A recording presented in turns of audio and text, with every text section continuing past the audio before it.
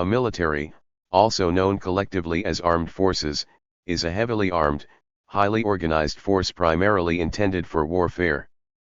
Militaries are typically authorized and maintained by a sovereign state, with their members identifiable by a distinct military uniform.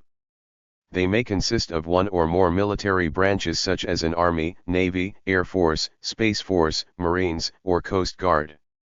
The main task of a military is usually defined as defense of their state and its interests against external armed threats. In broad usage, the terms armed forces and military are often synonymous, although in technical usage a distinction is sometimes made in which a country's armed forces may include other paramilitary forces such as armed police. A nation's military may function as a discrete social subculture, with dedicated infrastructure such as military housing, schools, utilities, logistics, hospitals, legal services, food production, finance, and banking services. Beyond warfare, the military may be employed in additional sanctioned and non-sanctioned functions within the state, including internal security threats, crowd control, promotion of political agendas, emergency services, and reconstruction, protecting corporate economic interests, social ceremonies, and national honor guards. The profession of soldiering is older than recorded history. Some images of classical antiquity portray the power and feats of military leaders. The Battle of Kadesh in 1274 BC from the reign of Ramses II, features in bas-relief monuments. The first emperor of a unified China, Qin Shi Huang, created the terracotta army to represent his military might. The ancient Romans wrote many treatises and writings on warfare, as well as many decorated triumphal arches and victory columns. The first recorded use of the word military in English, spelled military, was in 1582. It comes from the Latin militaries, from Latin miles soldier, through French, but is of uncertain etymology, one suggestion being derived from *milit, going in a body or mass.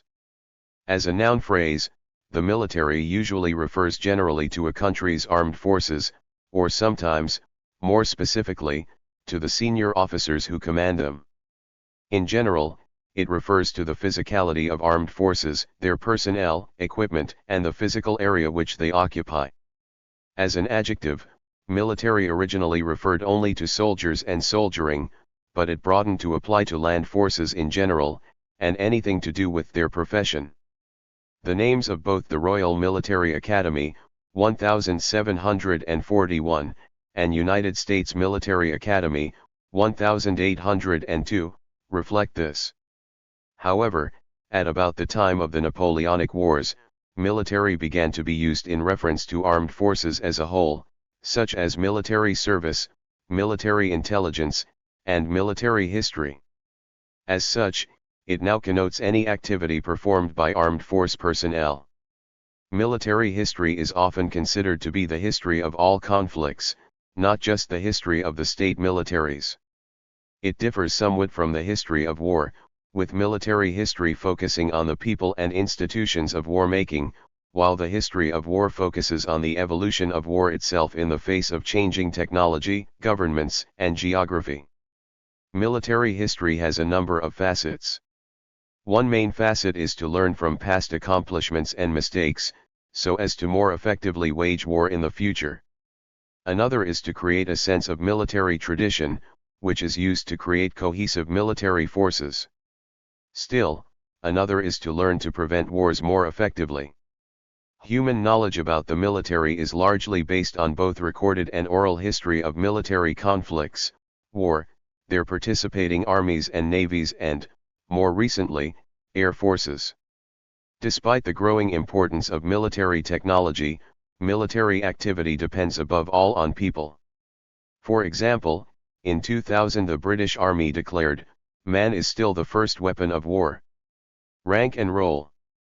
The military organization is characterized by a command hierarchy divided by military rank, with ranks normally grouped, in descending order of authority, as officers, e.g. colonel, non-commissioned officers, e.g. sergeant, and personnel at the lowest rank, e.g. private.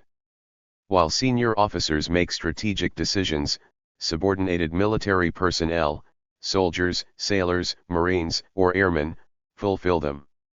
Although rank titles vary by military branch and country, the rank hierarchy is common to all state armed forces worldwide.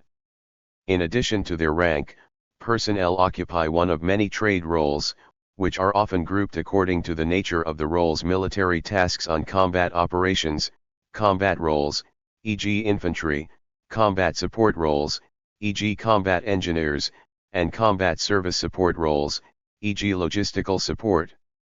Personnel may be recruited or conscripted, depending on the system chosen by the state.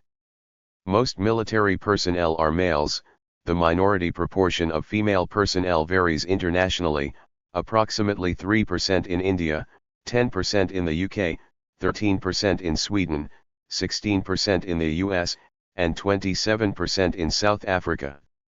While 2/3 of states now recruit or conscript only adults, as of 2017 50 states still relied partly on children under the age of 18, usually aged 16 or 17, to staff their armed forces.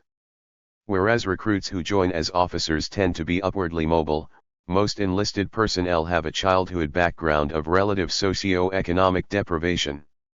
For example, after the U.S. suspended conscription in 1973, the military disproportionately attracted African American men, men from lower status socio-economic backgrounds, men who had been in non-academic high school programs, and men whose high school grades tended to be low.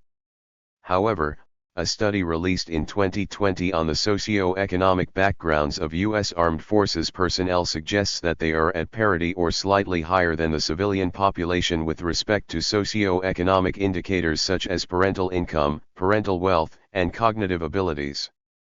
The study found that technological, tactical, operational, and doctrinal changes have led to a change in the demand for personnel. Furthermore, the study suggests that the most disadvantaged socio-economic groups are less likely to meet the requirements of the modern U.S. military. The obligations of military employment are many. Full-time military employment normally requires a minimum period of service of several years. Between 2 and 6 years is typical of armed forces in Australia, the UK, and the US, for example, depending on role, branch, and rank. Some armed forces allow a short discharge window, normally during training, when recruits may leave the armed force as of right. Alternatively, part-time military employment, known as reserve service, allows a recruit to maintain a civilian job while training under military discipline at weekends. He or she may be called out to deploy on operations to supplement the full-time personnel complement. After leaving the armed forces, recruits may remain liable for compulsory return to full-time military employment in order to train or deploy on operations. Military law introduces offenses not recognized by civilian courts, such as absence without leave, AWOL, desertion, political acts, malingering, behaving disrespectfully, and disobedience. See, for example, offenses against military law in the United Kingdom. Penalties range from a summary reprimand to imprisonment for several years following a court-martial. Certain rights are also restricted or suspended, including the freedom of association, e.g. union organizing, and freedom of speech, speaking to the media. Military personnel in some countries have a right of conscientious objection if they believe an order is immoral or unlawful, or cannot in good conscience carry it out. Personnel may be posted to bases in their home country or overseas, according to operational need, and may be deployed from those bases on exercises or operations. During peacetime, when military personnel are generally stationed in garrisons or other permanent military facilities, they conduct administrative tasks, training and education activities, technology maintenance, and recruitment. Initial training conditions recruits for the demands of military life, including preparedness to injure and kill other people, and to face mortal danger without fleeing. It is a physically and psychologically intensive process which resocializes recruits for the unique nature of military demands. For example, individuality is suppressed, example by shaving the head of new recruits, issuing uniforms, denying privacy, and prohibiting the use of first names.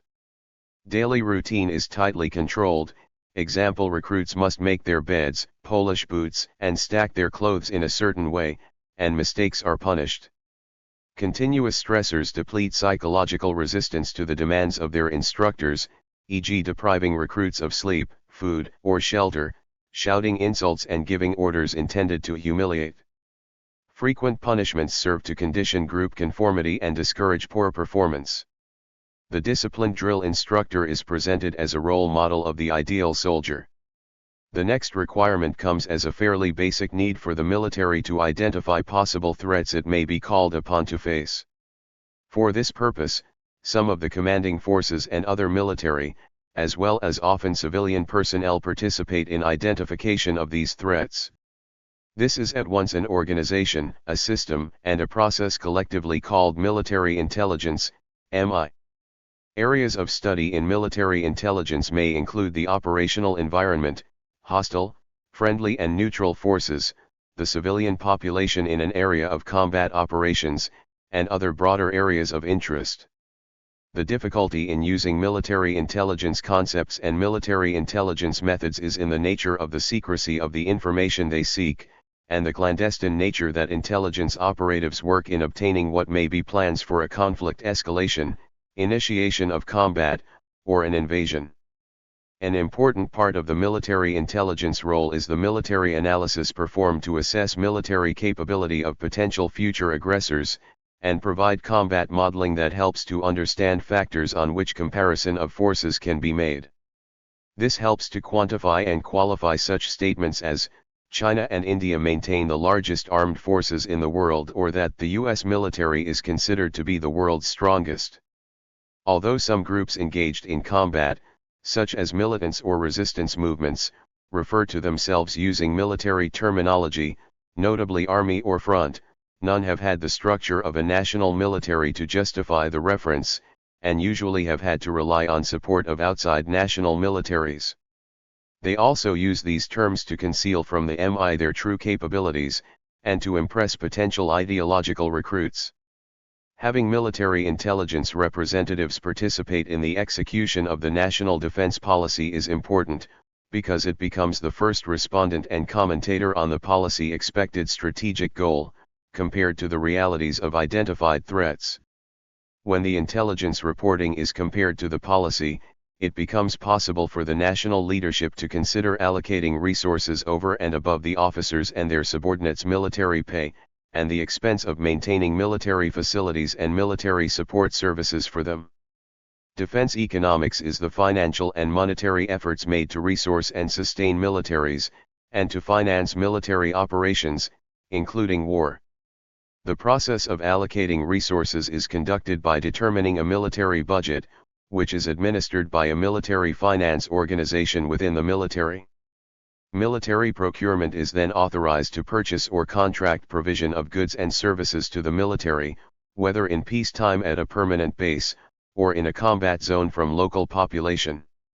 Capability development, which is often referred to as the military strength, is arguably one of the most complex activities known to humanity, because it requires determining strategic, operational, and tactical capability requirements to counter the identified threats, strategic, operational, and tactical doctrines by which the acquired capabilities will be used, identifying concepts, methods, and systems involved in executing the doctrines, creating design specifications for the manufacturers who would produce these in adequate quantity and quality for their use in combat, purchase the concepts, methods, and systems, create a forces structure that would use the concepts, methods, and systems most effectively and efficiently, integrate these concepts, methods, and systems into the force structure by providing military education, training, and practice that preferably resembles combat environment of intended use. Create military logistics systems to allow continued and uninterrupted performance of military organizations under combat conditions, including provision of health services to the personnel, and maintenance for the equipment, the services to assist recovery of wounded personnel, and repair of damaged equipment, and finally, post-conflict demobilization, and disposal of war stocks surplus to peacetime requirements. Development of military doctrine is perhaps the most important of all capability development activities, because it determines how military forces are used in conflicts, the concepts and methods used by the command to employ appropriately military skilled, armed and equipped personnel in achievement of the tangible goals and objectives of the war, campaign, battle, engagement, and action. The line between strategy and tactics is not easily blurred, although deciding which is being discussed had sometimes been a matter of personal judgment by some commentators and military historians. The use of forces at the level of organization between strategic and tactical is called operational mobility. Because most of the concepts and methods used by the military, and many of its systems are not found in commercial branches, much of the material is researched, designed, developed, and offered for inclusion in arsenals by military science organizations within the overall structure of the military. Therefore, military scientists can be found interacting with all arms and services of the armed forces, and at all levels of the military hierarchy of command. Although concerned with research into military psychology, particularly combat stress and how it affects troop morale, often the bulk of military science activities is directed at military intelligence technology, military communications, and improving military capability through research. The design, development, and prototyping of weapons, military support equipment, and military technology in general, is also an area in which much effort is invested. It includes everything from global communication networks and aircraft carriers to paint and food. Possessing military capability is not sufficient if this capability cannot be deployed for, and employed in combat operations. To achieve this, military logistics are used for the logistics management and logistics planning of the forces, military supply chain management, the consumables and capital equipment of the troops. Although mostly concerned with the military transport, as a means of delivery using different modes of transport, from military trucks, to container ships operating from permanent military base, it also involves creating field supply dumps at the rear of the combat zone, and even forward supply points in a specific unit's tactical area of responsibility. These supply points are also used to provide military engineering services, such as the recovery of defective and derelict vehicles and weapons, maintenance of weapons in the field, the repair and field modification of weapons and equipment, and in peacetime, the life extension programs undertaken to allow continued use of equipment. One of the most important role of logistics is the supply of munitions as a primary type of consumable, their storage and disposal. The primary reason for the existence of the military is to engage in combat, should it be required to do so by the national defense policy, and to win. This represents an organizational goal of any military, and the primary focus for military thought through military history. How victory is achieved, and what shape it assumes, is studied by most, if not all, military groups on three levels. Military strategy is the management of forces in wars and military campaigns by a commander-in-chief, employing large military forces, either national and allied as a whole, or the component elements of armies, navies, and air forces, such as army groups, naval fleets, and large numbers of aircraft. Military strategy is a long-term projection of belligerence policy, with a broad view of outcome implications, including outside the concerns of military command. Military strategy is more concerned with the supply of war and planning, than management of field forces and combat between them. The scope of strategic military planning can span weeks, but is more often months or even years. Operational mobility is, within warfare and military doctrine, the level of command which coordinates the minute details of tactics with the overarching goals of strategy. A common synonym is operational art. The operational level is at a scale bigger than one where line of sight and the time of day are important, and smaller than the strategic level where production and politics are considerations. Formations are of the operational level if they are able to conduct operations on their own, and are of sufficient size to be directly handled or have a significant impact at the strategic level. This concept was pioneered by the German army prior to and during the Second World War. At this level, planning and duration of activities takes from 1 week to a month, and are executed by field armies and army corps and their naval and air equivalents.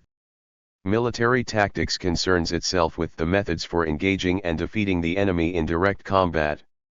Military tactics are usually used by units over hours or days, and are focused on the specific tasks and objectives of squadrons, companies, battalions, regiments, brigades, and divisions, and their naval and air force equivalents.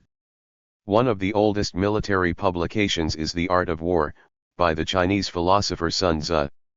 Written in the 6th century BCE, the 13-chapter book is intended as military instruction, and not as military theory, but has had a huge influence on Asian military doctrine, and from the late 19th century, on European and United States military planning.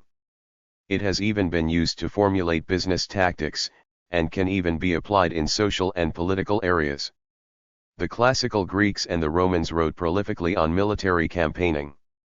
Among the best-known Roman works are Julius Caesar's commentaries on the Gallic Wars, and the Roman Civil War, written about 50 BC. Two major works on tactics come from the late Roman period, Tactique Theoria by Aelianus Tacticus, and De Re Militari, on military matters, by Vegetius.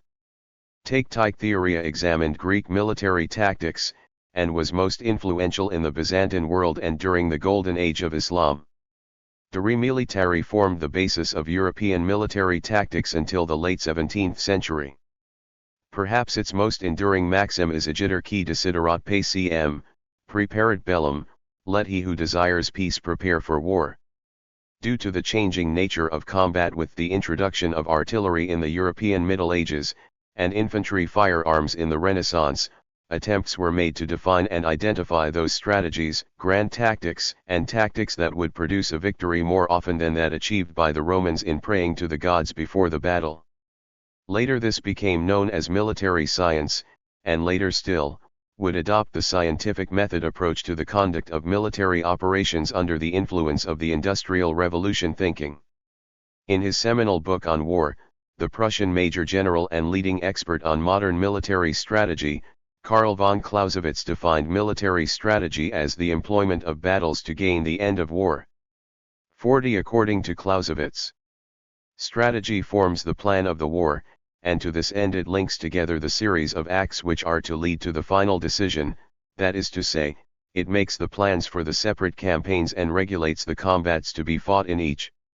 Hence, Clausewitz placed political aims above military goals, ensuring civilian control of the military.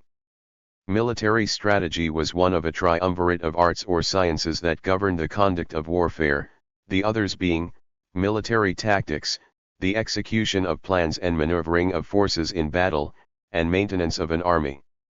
The meaning of military tactics has changed over time, from the deployment and maneuvering of entire land armies on the fields of ancient battles, and galley fleets, to modern use of small unit ambushes, encirclements, bombardment attacks, frontal assaults, air assaults, hit-and-run tactics used mainly by guerrilla forces, and, in some cases, suicide attacks on land and at sea. Evolution of aerial warfare introduced its own air combat tactics. Often, military deception, in the form of military camouflage or misdirection using decoys, is used to confuse the enemy as a tactic. A major development in infantry tactics came with the increased use of trench warfare in the 19th and 20th centuries. This was mainly employed in World War I in the Gallipoli campaign, and the Western Front.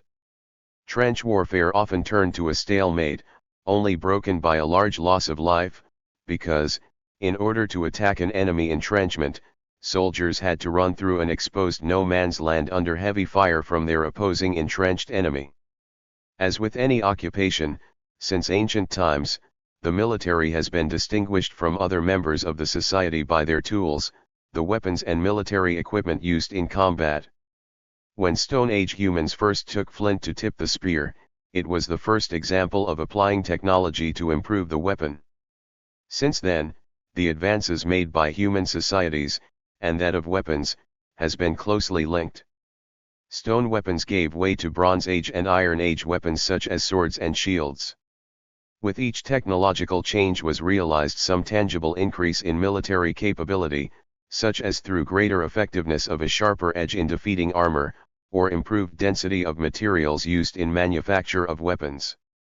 On land, the first significant technological advance in warfare was the development of ranged weapons, notably the sling and later the bow and arrow.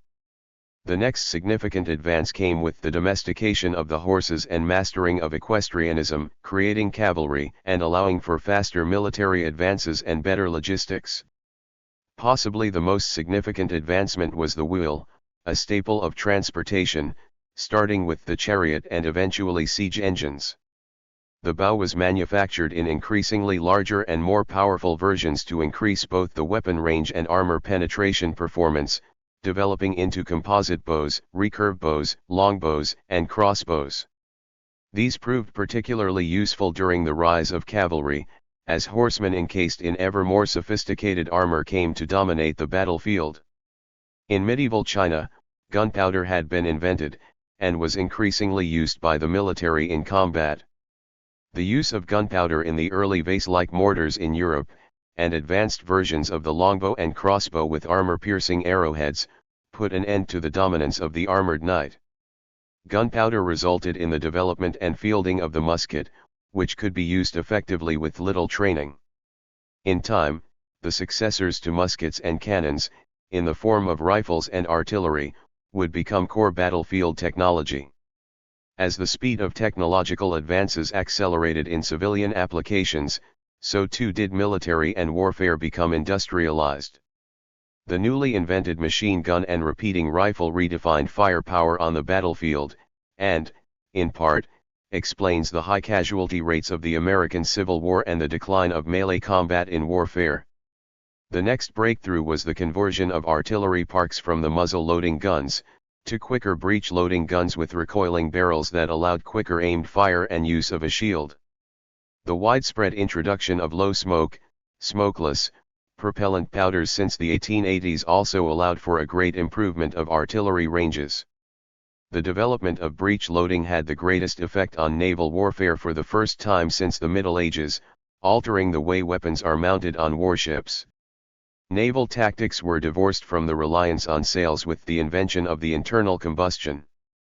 A further advance in military naval technology was the submarine and the torpedo.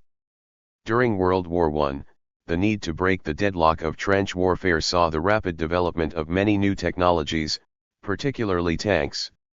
Military aviation was extensively used, and bombers became decisive in many battles of World War II, which marked the most frantic period of weapons development in history.